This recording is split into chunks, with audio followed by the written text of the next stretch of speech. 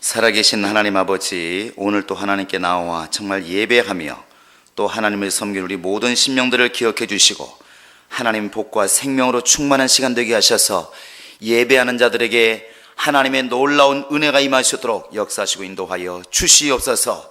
세상에서 겪었던 모든 어려운 곳과 무거운 짐은 다 예수께 내려놓게 도와주시고 이 시간도 주 앞에 물질을 심으며 또 예배하오니 하나님께서 우리의 믿음을 받아 주시고 물질을 드린 손길마다 백배 천배로 갚아 주어서 물질을 통해서도 역사하신 우리 하나님을 체험할 수 있도록 하나님이 함께 하시고 인도하여 주시옵소서.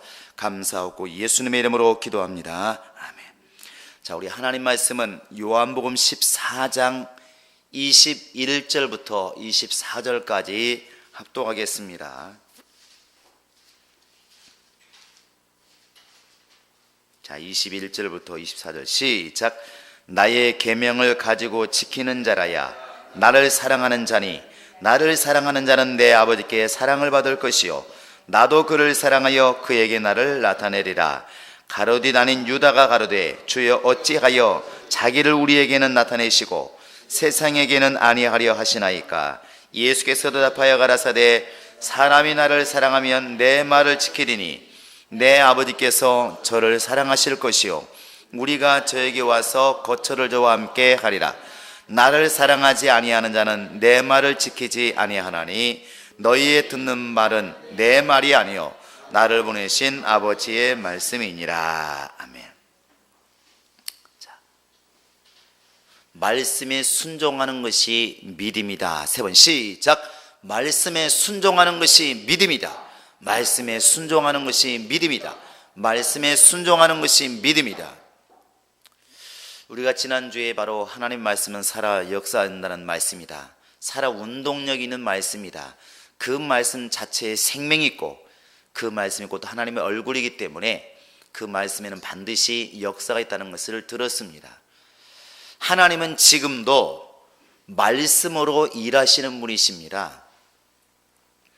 그래서 우리가 교회 안에 와서 또 때로는 기도할 때에도 다른 형상을 구하고 다른 것을 이렇게 구하면 실패하기가 쉽습니다.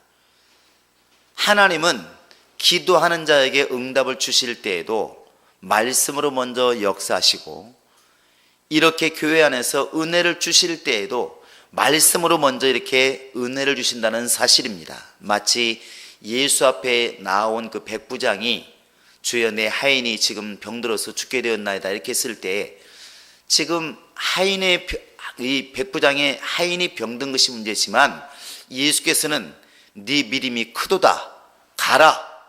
가보니까 이미 하인은 나았더라 이렇게 되어 있습니다.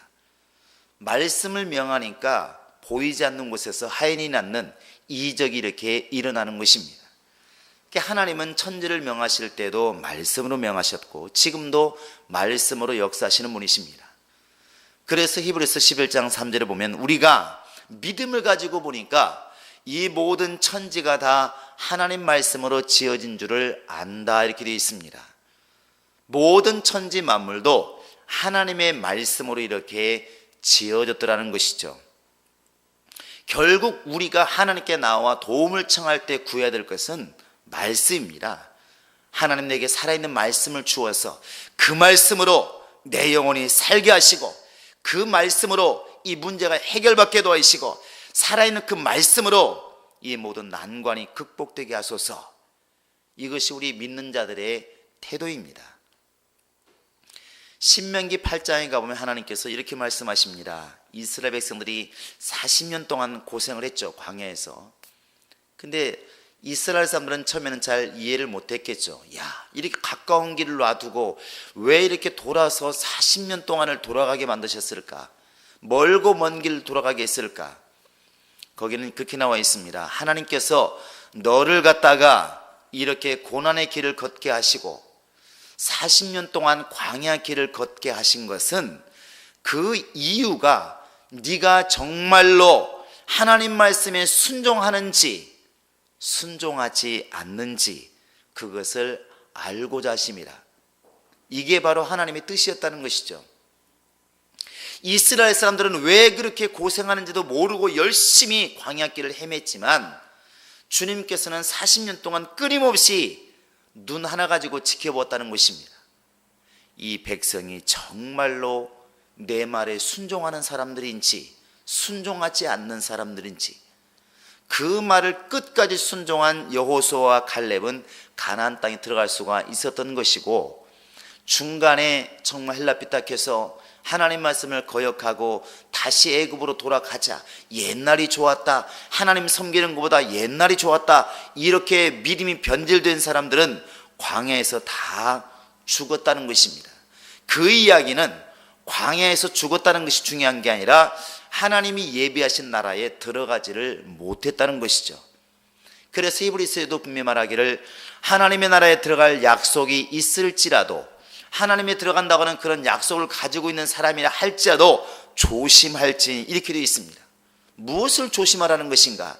하나님 말씀에 순종하는 모습은 이 땅을 떠나는 순간까지 계속 지속되어야 되는 것이지, 어느 순간에 한 번 더 열심히 순종하다가 거역하고 돌아서 버리면 그건 지키는 게 아니라는 것이죠. 우리 기독교인들은 세상 사람들은 알지 못합니다. 그렇기 때문에 교회 가서 기도하는 사람이나 절에 가서 기도하는 사람이나 산에 가서 기도하는 사람이 다 기도하는 모습이 같기 때문에 그냥 모습이 같으니까 같다고 생각을 합니다. 그래서 뭐 절에 가나 교회 가나 다 좋은 것이니까 무언가나 믿으면 좋겠지, 이렇게들 말을 많이 합니다. 그들은 지금 믿는 자들이 보이지 않는 그 하나님의 계명을 쫓아 살고 있다고 하는 것을 알지를 못하기 때문에 눈에 보이는 기도하는 모습만 보고 다 이렇게 똑같다고 생각을 한다는 것입니다. 그러나 우리 믿는 자들과, 곧 하나님 믿는 사람과 그렇지 않는 사람, 이 기독교의 믿음을 가진 사람들과 이방 종교를 믿는 사람의 차이가 무엇이냐? 우리는 말씀을 따라가는 사람들이고 그들은 마음에서 우러나는 정성을 따라서 이렇게 가는 사람들입니다. 겉으로 드러나는 모습은 똑같을지 모르죠. 새벽 4시에 한 사람은 산으로 가고 한 사람은 교회로 가니까 똑같이 정성이 있어 보여서 똑같을지 모르겠지만, 예수 믿는 사람들은 말씀을 쫓아가는 사람들이라는 사실입니다. 계명을 따라간다는 것이죠. 이 말씀을 우리가 알고 이 말씀에 순종하고 이 말씀을 의지하는 것이, 그게 바로 믿음이라는 것입니다. 하나님 말씀을 자꾸 들으려고 하는 이유가 어디 있습니까? 이 말씀을 들어야 자꾸 믿음이 생기니까. 그래서 로마서 10장에도 분명히 말하고 있지 않습니까? 10절에 보면은 믿음은 들음에서 난다. 믿음은 자꾸 들음으로, 믿음은 들음에서 난다. 그 예수 믿는 사람들이 자꾸 이렇게 성경을 읽고 테이프로 듣고 목사를 통해서 직분자를 통해서 하나님 말씀을 자꾸 듣는 것은 살아계신 하나님이 무엇을 말씀하시는가를 자꾸 알고자 하기 위해서 이 말씀을 듣는 것입니다. 그리고 이 들음이라고 하는 것은 아무 말씀이나 듣는 것이 아니라 하나님의 말씀에서 나오는 것이다. 그 말씀을 들음으로 믿음이 생긴다는 것이죠. 자꾸 듣게 되는 것입니다. 하나님은 말씀으로 역사하시는 분이시기 때문에 말씀을 자꾸 분별해서 듣기 시작하고 귀를 자꾸 키워서 주님의 음성을 듣기 시작하면 분명히 이 속에서 믿음의 역사가 일어나기 시작한다는 사실입니다. 그런 믿음이 우리 안에 있기를 바랍니다. 그런데 우리 속에 이제 말씀이 들어와서 이렇게 생성된 그 믿음, 하나님의 살아있는 말씀이 우리 속에 들어와 있어서 이제 우리 속에 믿음이 생기기 시작하면 이 말씀이 드디어 일을 시작하는데, 우리 속에만 있어버리면 그것은 마치 씨앗은 살아있는 것이 분명하지만 광 속에 갇혀있는 것과 똑같은 것입니다. 말씀을 내가 듣고 알고는 있는데 이 말씀이 행함이 없다고 한다면 이 말씀은 마치 씨앗을 갖다가 지금 방 안에 가둬놓고 밭에다 심지 않는 것과 똑같은 것이죠. 교회 생활을 가만히 보면 이렇게 교회 안에 와서 예배 드릴 때에는 말씀을 듣는 시간이라 볼 수가 있고, 교회에서 예배 끝나고 나가서 불신자를 만나고 사회에 나갈 때는 이 말씀을 사용하는 시간과 이제 같은 것이 않겠습니까? 실천하는 시간이죠. 비로소 그때야 우리의 믿음이 있다고 하는 것을 이렇게 알 수가 있는 것입니다. 씨앗으로 있을 때에는 이 씨앗이 죽은 씨앗인지 살아있는 씨앗인지 별 의미가 없습니다. 나눠져 있어도 의미가 없어요. 그러나 이 씨앗을 심었을 때 비로소 싹이 나고 열매가 있고 그것을 통해서 꽃이 피고 하는 것처럼 내 속에 있는 믿음이라는 것은 드러날 때 의미가 있는 것입니다. 드러날 때. 어떤 사람이 하나님 말씀 듣고 참 나는 믿음이 좋은 사람이다, 나는 믿음이 너무 좋은 사람이다 이렇게 생각할지라도 그 믿음은 아직까지는 죽은 믿음이라는 것이죠. 그래서 사람이 마음으로 믿어 의에 이르고 입으로 시인하여 구원에 이른다. 쉽게 말하면 믿음이 사용되어져야만이 다른 사람들 앞에서 내가 믿음 있는 사람이라는 것을 증거하고 그 믿음 말씀을 증거할 때 비로소 구원에 이른다. 이렇게 되어 있습니다. 야고보서 2장에도 보면 계속 말하는 게 뭐냐면 행함이 없는 믿음은 죽은 믿음이다. 행함이 없는 믿음은 죽음이다. 어떤 사람이 믿음이 있다고 그러면서 행하지 않으면 그 믿음이 뭐 어디다 써먹겠느냐. 행함이 있는 믿음이 비로소 살아있는 믿음이다. 이렇게 말합니다. 자, 행함이 있는 믿음이 살아있는 믿음이다. 시작. 행함이 있는 믿음이 살아있는 믿음이다. 행함이 있는 믿음이 살아있는 믿음이다. 이것을 이렇게 우리나라 속담에 비추어 보면 우리나라 속담에 그런 속담이 있습니다. 부뚜막에 소금도 어째 된다고요? 집어넣어야 짜다, 이런 말이 있습니다. 요즘 애들은 뭐 부뚜막도 모를 것 같아요. 이 말을 사용할 날도 멀지 않았습니다. 이게 옛날 시골에 살아봐야 부뚜막이라 아는데 그 솥이 한 서너 개가 걸려 있습니다. 한쪽에는 한 솥 밥을 짓고 한 솥에는 국을 끓이고 한 솥은 찌개를 끓이고 이렇게 솥이 여러 개가 있는데 솥과 솥 사이 그 불을 떼는 그 아궁이 위에를 이제 우리가 부뚜막이라고 말합니다. 그런데 그 부뚜막에는 항상 소금도 있고 한쪽엔 조미료도 있고 여러 가지 있죠. 근데 부뚜막에 소금이 있습니다. 소금이 짜다는 건 다 알고 있고 음식할 때 싱거우면 소금을 넣어야 되는 걸 다 알고 있습니다. 다 알고 있어요. 그러나 알고 있다고 음식이 짜지는 것은 아니더라는 것이죠.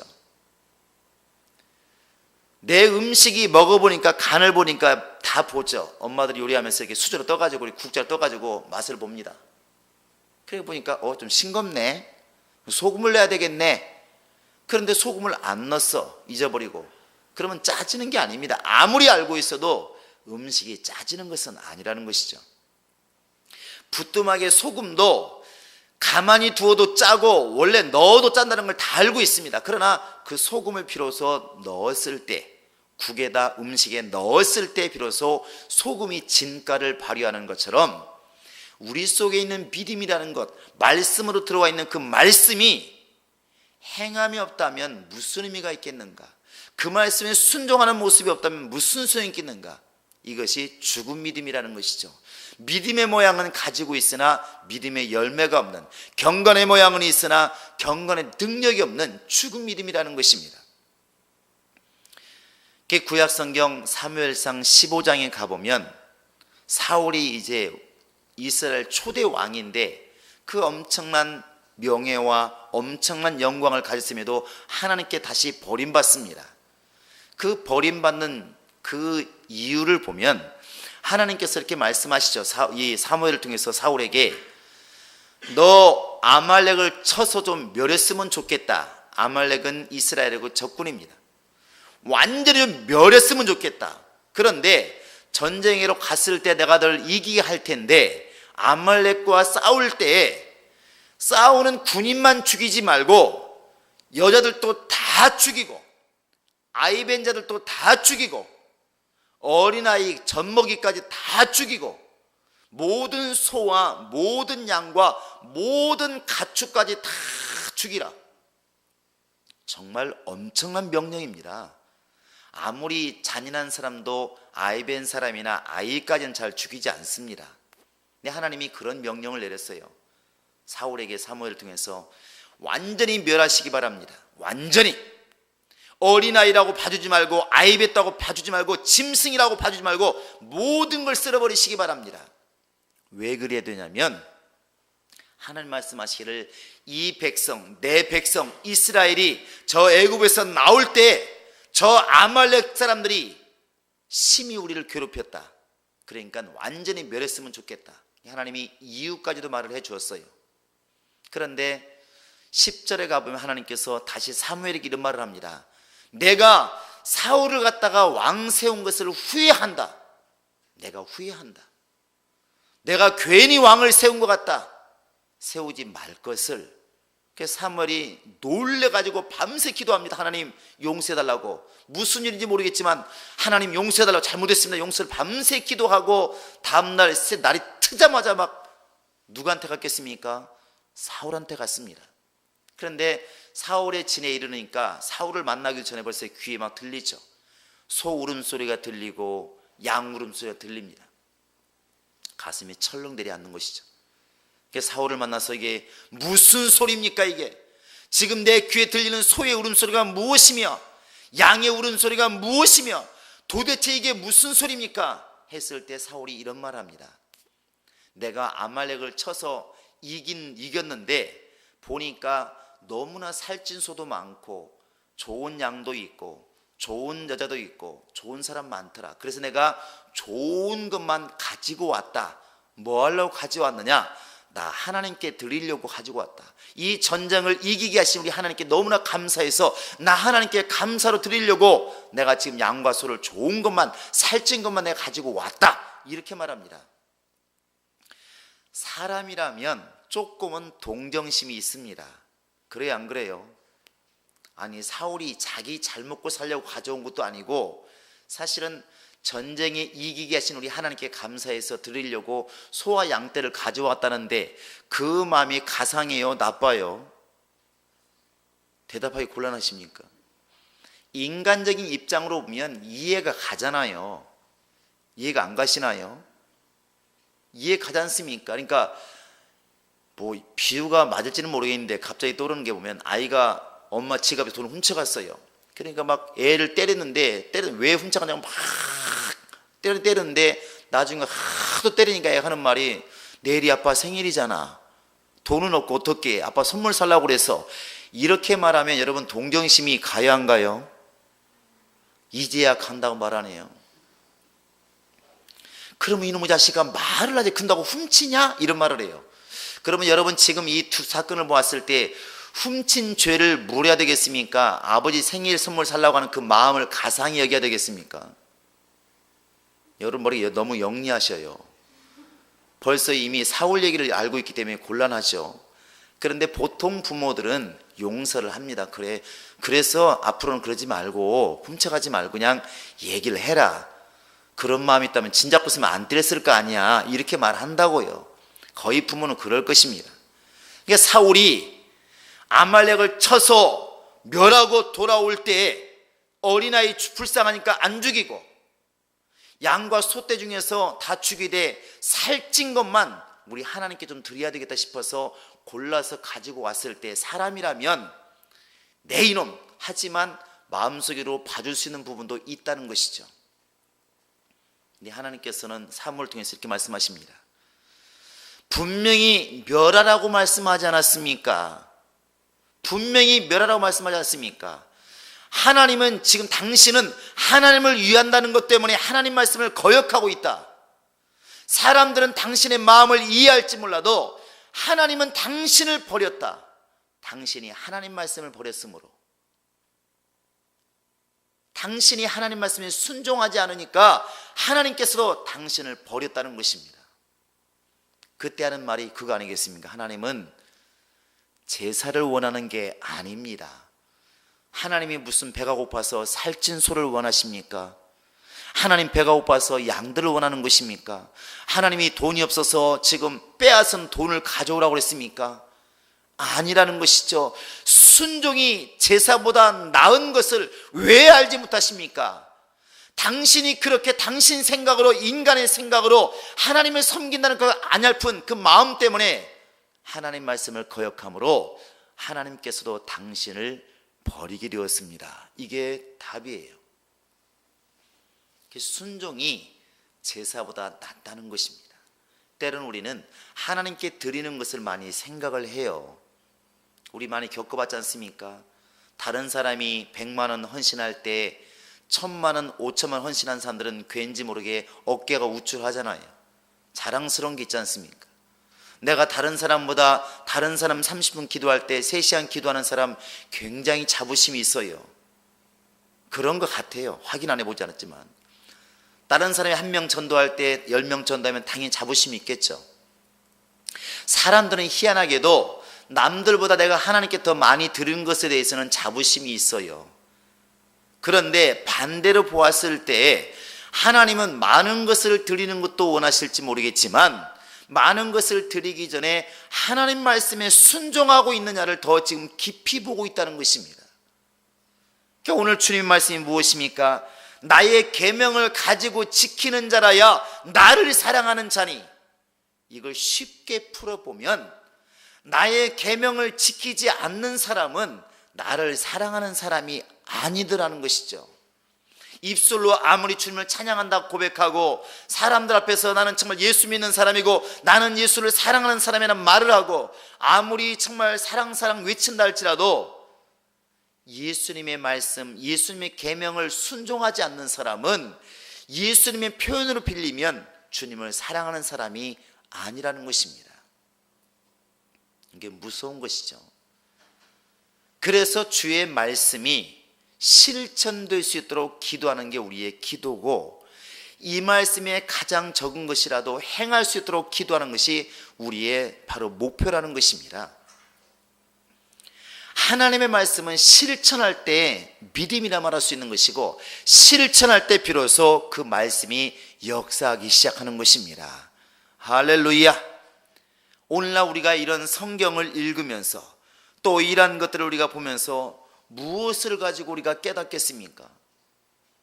우리는 이 말씀을 가지고 있는 자들이고 누구보다도 하나님 말씀을 잘 안다고 이렇게 말하는 사람들입니다. 우리가 이 말씀을 실천하지 않으면 성령도 역사할 길이 없습니다. 옛날에 루터가 그런 말 했다고 그랬죠. 성령은 성경을 술에 삼고 오신다고. 이 말은 내 속에 말씀이 많다는 것도 말할 수 있지만 말씀을 따라서 순종하려고 할 때 성령이 역사한다는 것이죠. 마가복음 16장에서 마지막에 나와 있는 것처럼 제자들이 나가서 말씀을 전할 때 하나님이 따르는 표적으로 그 말씀을 확실히 증거하시니라, 이렇게 나와 있습니다. 여기에 잘 보시면 제자들이 나가서 말씀을 전할 때, 이게 중요한 것이거든요. 만약에 하나님 말씀을 잘 알고 있고 예수께서 3년 반 동안이나 말씀을 들었기 때문에 말씀을 잘 알고 있다 할지라도 그 말씀을 잘 아는 사람 베드로와 같이 갈릴리 바다 가서 고기나 잡고 있으면, 전혀 주의 말씀을 증거하지 않고 고기나 잡고 있으면, 아니면 농사나 짓고 있으면 성령이 어떻게 그들을 사용할 수 있겠으며 어떻게 따르는 표적이 이렇게 따를 수가 있겠냐는 것입니다. 하나님 말씀이 살아 운동력이 있다고 하는 것은 이 말씀에 우리가 순종하는 순간부터 비로소 역사가 드러난다는 것입니다. 그래서 우리는 우리 머릿속에 아예 이렇게 인식을 시켜 놓아야 될 것 같습니다. 믿음이라고 하는 것은 하나님 말씀에 순종하는 순간부터 비로소 진가를 발휘한다. 믿음이 무엇이냐? 하나님 말씀에 순종하는 것이다. 움직이는 것이다. 비로소 그때부터 믿음이라고 말할 수가 있다는 것이죠. 그렇다고 우리가 말씀을 들을 때 그 들은 말씀이 헛되다는 것은 아닙니다. 그것은 마치 살아있는 씨앗이 우리 속에 있는 것과 같은 것이죠. 오늘 말씀드리는 것은 이 씨앗을 땅에 뿌려야 비로소 열매가 있는 것이지 뿌리지 않으면 무슨 소용이 있겠냐는 것입니다. 아무리 성경을 달달달 외고 있고 통째로 알고 있는 사람이라 할지라도 이 말씀에 순종하지 않으면, 너무 단순한 항상 기뻐하라는 말씀을 알고 있지만 기뻐하지 않는다면, 기도해라 내가 시행하리라 예수의 말씀을 알고 있을지라도 기도하지 않는다면, 많은 사람을 주 앞에 돌아오게 만든 사람들은 하나님의 나라에서 해와 같이 별과 같이 빛나리라 이런 말씀을 알고 있을지라도 많은 사람을 돌아오게 하지 않는다면 알고 있는 말씀이 무슨 의미가 있겠냐는 것입니다. 어찌 그것을 믿음이라 말할 수가 있겠냐는 것입니다.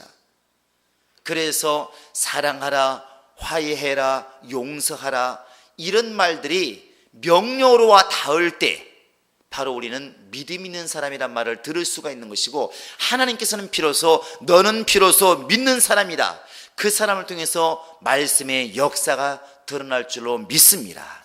할렐루야. 우리 모두가 이렇게 내 속에 가지고 있는 말씀만 가지고 나는 믿음이 좋은 사람이라는 것을 이제는 떨쳐버리시고 이 말씀에 순종하여 순종함을 통하여 주님의 역사를 경험할 수 있는 그런 하나님의 사람이 될 수 있기를 예수의 이름으로 축원합니다. 주먹 한번 불 끄주시고 다시 한번 보시겠습니다. 자, 말씀에 순종하는 것이 믿음이다. 시작. 말씀에 순종하는 것이 믿음이다. 말씀에 순종하는 것이 믿음이다. 말씀에 순종하는 것이 믿음이다. 정말 이 시간 우리 기도하실 때 하나님, 내가 하나님 말씀 앞에 무릎 꿇어 겸손히 무릎 꿇어 정말 이제 나와싸우니 이 세상에서 살아갈 때에도 이 말씀을 기억하게 도와주시고 사울왕과 같이 그렇게 하나님 말씀을 하나님을 섬긴다는 미병 아래에 거역하지 않도록 내게 정말 말씀에 순종할 수 있는 믿음 있게 하소서. 이 말씀을 실천할 수 있는 능력 있게 하소서. 예수님은 간절히 부르고 간절히 기도하시겠습니다. 예수여, 예수여, 예수여. 살아계신 우리 아버지 하나님이 함께 하시고 있다. 성령을 통하여 주의 음성을 듣게 하시고 주의 말씀을 듣게 하심을 감사를 드립니다. 이제 우리가 이 말씀을 들으며 감사하는 자가 되지 않도록 도와주시기를 원합니다. 이제 이 말씀을 듣고 나아가서 실천하게 도와주시되 행함 있는 믿음으로 주 앞에 살아있는 믿음을 보일 수 있도록 우리 아버지 하나님이 함께 하시고 인도하여 주시옵소서. 나의 계명을 가지고 정말 나를 사랑한 자, 나의 계명을 가지고 지키는 자를 나를 사랑한 자라 말씀해 주었사오니 예수의 입을 통하여 주신 그 말씀, 살아있는 말씀, 생명의 말씀, 복 있는 말씀, 이 말씀을 우리가 들었사오니 이 말씀의 순종함으로 주님 사랑하는 것을 표현하게 도와주시고 이 말씀의 순종함으로 우리의 믿음이 있음을 드러낼 수 있도록 우리 아버지 하나님이 함께 하시고 인도하여 주시옵소서. 주님께서 가라면 갈 수 있는 믿음을 가지게 도와주시고 내 생각엔 더 가야 할 것 같지만 주님께서 멈추라면 멈출 수 있는 용기가 있게 도와주시옵소서. 예수 그리스도는 예만 하고 아니라면 없다 말씀해 주었으니 예수 앞에서 무조건 예만 있게 도와주시고 순종만 있게 도와주시고 하나님 말씀에 순종하여 우리의 믿음을 드러낼 수 있도록 살아계신 아버지 하나님이 함께 하시고 인도하여 주시옵소서. 감사하고 예수 이름으로 기도합니다. 이제는 우리 구주 예수 그리스도의 은혜와 하나님 아버지의 극진하신 사랑과 성령의 교통하심과 인도하심이 이제 들은 바 그 말씀을 명령으로 삼아 그 말씀에 순종하며 실천하기 결정한 모든 심령들 머리 위에 이제로부터 영원토록 함께 있을지어다. 아멘.